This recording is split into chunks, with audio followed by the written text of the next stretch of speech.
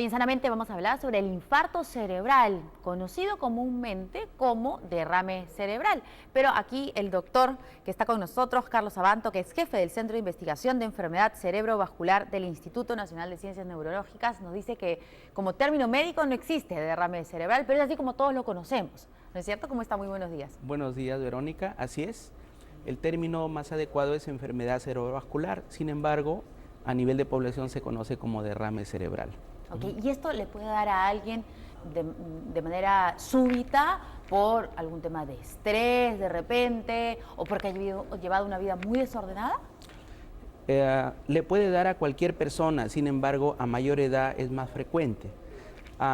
Los factores de riesgo son muy importantes y a la cabeza está la hipertensión arterial, seguido de la diabetes, el colesterol elevado y algunos estilos de vida no saludables. Por eso es bueno tratar siempre cuando uno sufre de la presión alta. Vamos con una nota y luego seguimos conversando. Gracias. Es la quinta causa de muerte en nuestro país. Un infarto cerebral es la ruptura de un vaso sanguíneo que desencadena una hemorragia y puede ocurrir en cualquier momento. Y esto va a dañar una parte del cerebro y nos va a dar sintomatología que nosotros vamos a reconocer como trastornos del lenguaje. Uno, puede haber déficit motor de un lado del cuerpo. Nosotros vamos a encontrar pacientes que puedan mostrar asimetría facial de la cara. Y a veces, no tan frecuentemente, podemos tener vértigos, ¿no? en forma brusca. Los factores de riesgo se basan en alimentación y hábitos de vida. Factores de riesgo sobre todo como hipertensión arterial no controlada, como pacientes que son diabéticos y que tampoco tienen un control de la glucosa, pacientes con colesterol elevado y aquellos que tenemos, diríamos, poca actividad física. Pero este problema, al ser tratado, puede ser superado. El tiempo es clave. Tenemos solamente 4 horas y media para poder llevarlo a un centro de salud, a una emergencia. El tratamiento actual consiste en la aplicación de una inyección endovenosa de un trombolítico que ayuda a disolver el coágulo que se formó en la arteria. El infarto cerebral puede prevenirse sobre todo en quienes tienen enfermedades preexistentes con un estudio llamado Doppler transcraneal. Este es un estudio que se les hace a los pacientes hipertensos, a los pacientes diabéticos, a aquellos que tienen el colesterol elevado. ¿Para qué? Para nosotros poder medir la velocidad del flujo sanguíneo y saber si sus arterias están preparadas para poder responder a un cese de flujo a nivel del cerebro.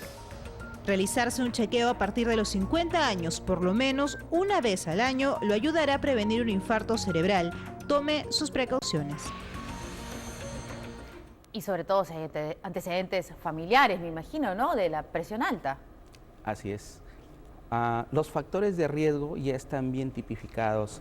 La presión arterial es el enemigo número 1. En algunos países se toma solamente como foco la prevención en la presión. Incluso se refiere, controla tu presión y cuida tu corazón y tu cerebro, como un lema, ¿no? Otros factores a controlar son la diabetes, el colesterol elevado. Las pastillas para estas enfermedades son toda la vida. Muchas veces dicen, no, ya mi presión está bien, entonces ya no soy hipertenso o ya no tomo mi pastilla. No es cierto, es toda la vida tomar la presión y sus chequeos periódicos. Para siempre, entonces. Así es. Ahora, ¿y este examen Doppler? Eso es importante. O sea, todas las personas mayores de 50 años y que sufren de presión alta o que tienen antecedentes de familiares, ¿deberían hacerse ese examen? Así es. Es un examen que mide la velocidad de flujo sanguíneo cerebral. Es una manera de poder evaluar cómo están las arterias.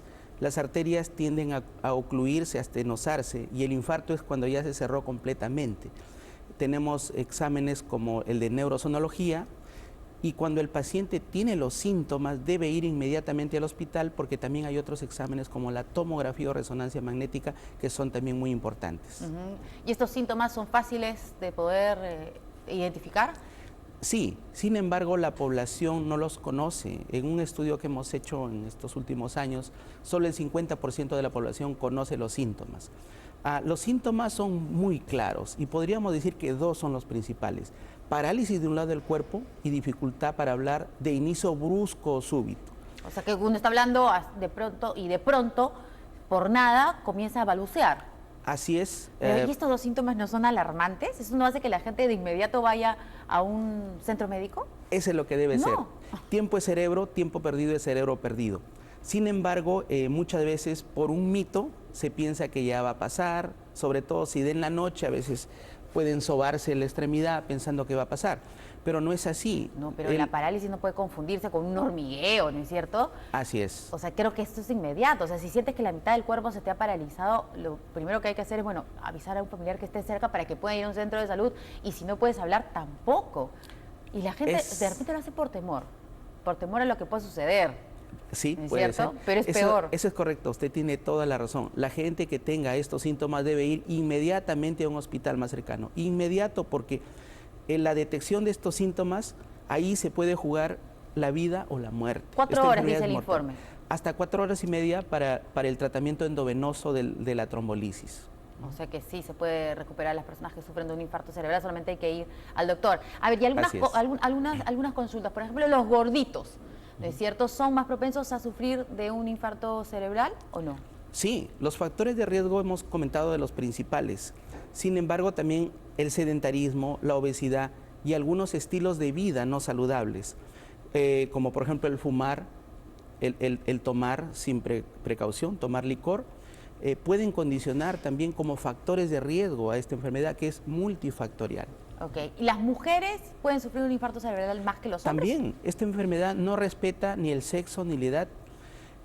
Las mujeres se dice que tienen mayor riesgo de enfermedad cerebrovascular. En realidad, la frecuencia es mayor en varones, pero a partir de los 50 años en promedio, cuando la dama ya entra en la menopausia, las hormonas disminuyen, los estrógenos, que son protectores. Entonces, a partir de ahí, la curva... La protección se va.